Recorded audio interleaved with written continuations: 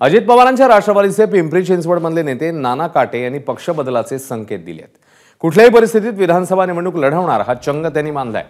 पिंपरी चिंचवडची जागा भाजपला सुटली तर आपल्यासाठी महाविकास आघाडीचा पर्याय खुला आहे, असं नाना काटे म्हणतायत। पिंपरी चिंचवडच्या पोटनिवडणुकीत नाना काटेंचा भाजपच्या अश्विनी जगताप यांच्याकडून पराभव झालेला।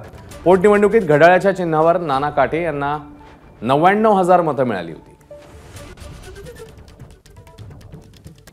नाही, ही जागा जर राष्ट्रवादी काँग्रेस पार्टी किंवा शिंदे गट यांना न जाता भारतीय जनता पार्टीला गेली तरी देखील मी निवडणूक लढवण्यावरती ठाम आहे आणि मग मी त्यावेळेस मी निर्णय घेऊन कुठल्या चिन्हावर लढणार त्या पद्धतीने मी डिक्लेअर करेल।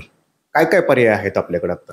नाही, बरेच पर्याय आहे ना तसे। आता जर आपल्याला हे नसेल तर बाकीचे पक्ष आहेच। दादांशी चर्चा करून दादांचा सल्ला घेऊन पुढचा निर्णय घेईल मी। महाविकास आघाडीचा पर्याय पण आपल्यासाठी असू शकतो। एबीपी माझा, उघडा डोळे बघा नीट।